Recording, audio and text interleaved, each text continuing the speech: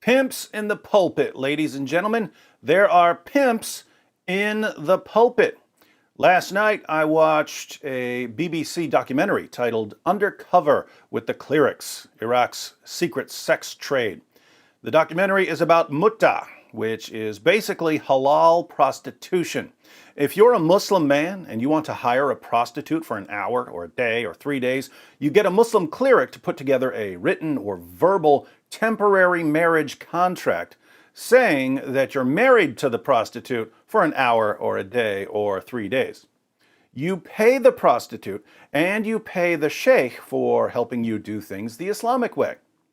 Keep in mind, Muhammad did not come to stop people from doing horrible things. He came to show people how to do horrible things while still pleasing the great God Allah. I'm going to make several videos dealing with the issues brought up in this documentary, and unlike the documentary, I'll be going through Islam's most trusted sources to show why so many Muslim clerics believe that pimping out young girls is morally acceptable and even morally praiseworthy. But in this video, I wanted to address the attempts of British Muslims to cover up the scandal and to have the documentary taken down. The Daily Mail reports, more than 17,000 people, it's over 18,000 as of this recording, have demanded the BBC take down a documentary about young Iraqi girls being sold for sex, calling it disrespectful to law-abiding Shia Muslims. The corporation broadcast Undercover with the Clerics, Iraq's secret sex trade, on October 3rd, an investigation into sexual exploitation of children and young women by clerics in Iraq. Journalists caught clerics offering pleasure marriages to girls as young as 9, where men banned from sex outside marriage can pay a dowry for an interim wife. The practice is banned in Iraq, but 8 out of 10 Shia clerics who were approached were willing to carry it out, the BBC World investigation found. 8 out of 10 Shia clerics, 80%, were willing to put together temporary marriage contracts. It's technically banned in Iraq, but the documentary reveals that the Muslim sheikhs care more about what Muhammad said is permissible than about what the Iraqi civil courts say is permissible. Shocker. But now, more than 17,000 people have signed an e-petition demanding the BBC removes the show from iPlayer. The petition to the Change.org petition, my goodness, get an editor, Daily Mail, set up by Mo K, accused the corporation of cherry-picking misguided men who do not represent Shia Islam in any way. Yeah, Muslim clerics who oversee mutta marriages don't represent Islam. I guess Muhammad doesn't represent Islam either, since he allowed and promoted mutta marriages. But a BBC spokesman told Mail Online it won't be deleted and said this thorough investigation was conducted over an 11-month period and exposes the sexual exploitation of children and young women. The documentary fully complies with BBC editorial guidelines. I think this is the first time I've ever had the slightest respect for the BBC. Bravo for taking a stand, BBC, although I'm a little confused now.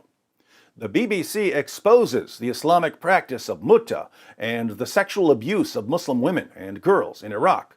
But if you complain about Islamic grooming gangs in the UK, the BBC will try to destroy your life. Why is that?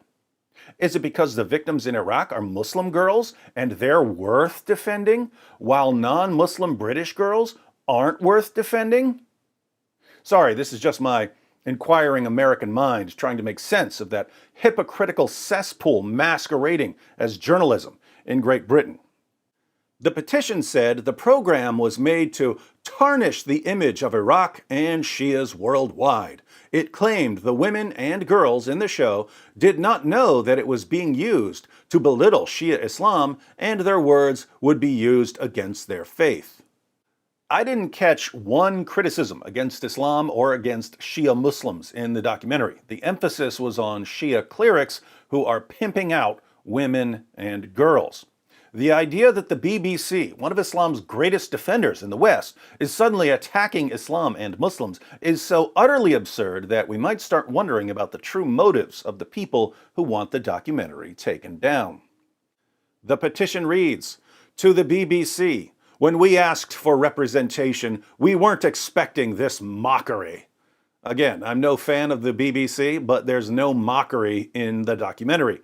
If you want mockery, check out my channel. I'll put a link to Islamicize Me and Muhammad's Boom Boom Room in the description box. I'm happy to give the petitioners a free lesson in true mockery. The BBC have recently published a documentary titled Iraq's Secret Sex Trade, in which they go undercover to reveal the heinous crimes committed by a number of men who claim to follow the Shia faith. Instead of making a documentary about the world's largest peaceful annual pilgrimage held in Iraq, hosting 20 million people each year, the BBC have decided to cherry-pick a handful of misguided men who do not represent Shia Islam in any way, shape, or form to tarnish the image of Iraq and Shias worldwide. Please sign this petition if you stand with the Shia Muslims who feel that their religion is being gravely misunderstood. This is not just embarrassing, it is the utmost disrespect. To implicitly label us all as compliant with child prostitution is an absolute disgrace. Those who partake in these acts are not our Shias. Classic response. The petitioner included variations of both the "anyone who follows Muhammad's teachings is not a true Muslim" defense and the "if you criticize any Muslim for doing anything, you're attacking all Muslims" defense. Gotta love the classics. But think about how disgusting this petition is. There are Muslim clerics literally pimping out Muslim women and girls in Iraq. The Iraqi government is not stopping it. Iraqi police are not stopping it. The Muslim population is not stopping it. So the BBC, which historically shields these kinds of abusers from criticism by attacking anyone who exposes them, suddenly gets an injection of integrity and shines a light on what's happening in Iraq. And British Muslims respond, "Stop it! Take down the documentary! By criticizing Mutta, you're attacking all of us!" Well, if the BBC stops shining a light on Muslim clerics pimping out women and girls, and no one else is doing anything about it, what happens to the women and girls? What happens to the clerics?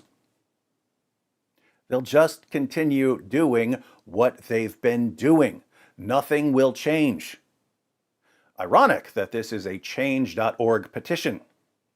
If these petitioners had the slightest concern for the women and girls being victimized by halal pimps, they would want these clerics exposed.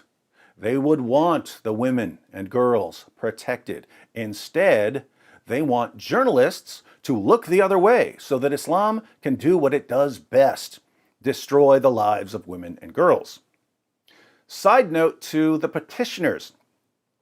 If you don't want people knowing about the sexual abuse going on in places like Iraq, it's probably best to avoid petitions.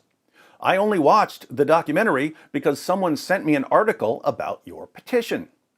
And now that I see what you're trying to cover up, you're never going to hear the end of it. In short, as a rule, never give people like me information about what embarrasses you, because anything that embarrasses you can and will be used against your profit in my awesome videos. As part of the show, BBC Arabic's Nawal al-Maghafi explored claims since 2003 Iraqi women have been trapped into prostitution and pimped out by the religious elite. One young widow alleged that a cleric sold her to his friends in a prostitution ring, while secret filming revealed another cleric conducting a pleasure marriage with a girl 13. In Karbala, Iraq's most important religious city, the undercover reporter is introduced to a cleric who claims pleasure marriage with a child is halal. 9 years old plus, there's no problem. 9 years old. I wonder where he got the idea that sex with a 9-year-old girl is a good idea. One of life's great mysteries. Footage showed him explaining, "It's up to you how you want to do it. She's permitted to you. You're allowed to perform from behind. Do what you desire.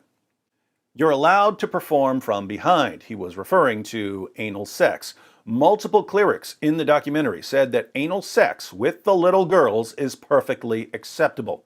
In fact, if the girls are virgins, anal sex is considered preferable to vaginal sex because taking a girl's virginity carries a bigger price tag. Two of the three clerics, secretly filmed by BBC Arabic, describe themselves as followers of Ayatollah Sistani, one of the most senior figures in Shia Islam. However, in a statement to the BBC as part of the show, the Ayatollah said, "If these practices are happening in the way you are saying, then we condemn them unreservedly. Temporary marriage is not allowed as a tool to sell sex in a way that belittles the dignity and humanity of women." Pimpin' ain't easy, am I right, Ayatollah? But thousands have slammed the BBC for allegedly tarnishing Islam on national television at prime time on Friday evenings by signing the petition. The petition accused the program of ignoring the world's largest peaceful annual pilgrimage held in Iraq, hosting 20 million people each year. Just ignore all of the women and girls who are being turned into prostitutes by Muslim clerics in accordance with Islamic law. Instead, focus on the annual pilgrimage. Nice. Tell me more about how your religion is such a benefit to humanity. Notice that the Ayatollah pretends that he's condemning muta without actually condemning it. He doesn't say temporary marriage is not allowed. He doesn't even say temporary marriage is not allowed as a tool to sell sex. He says temporary marriage is not allowed as a tool to sell sex in a way that belittles the dignity and humanity of women. So tell me, Ayatollah, how do you pay a Muslim girl or woman for sex for an hour or a day in a way that doesn't belittle her dignity and humanity? Nothing belittles the dignity and humanity of women and girls like Islam does. And if Muslim men want to try to cover up the sexual exploitation of Muslim women and girls, then it looks like non-Muslims are going to have to speak out for Muslim women and girls. More to come on this documentary. If you'd like to watch it, it's available on the BBC website. I think the link only works if you're in the UK, but I'll include it in the description box for those of you in the UK. If you're outside the UK, you can watch it on Amazon Video and some other sites. I'll include those links as well. After we explore the sexual abuse of Muslim women and girls in Iraq, maybe we'll take a look at the sexual abuse taking place in Pakistan and in Afghanistan and in every other part of the Muslim world. Then we can think about how this pattern of sexual abuse is connected to Islamic grooming gangs in the UK.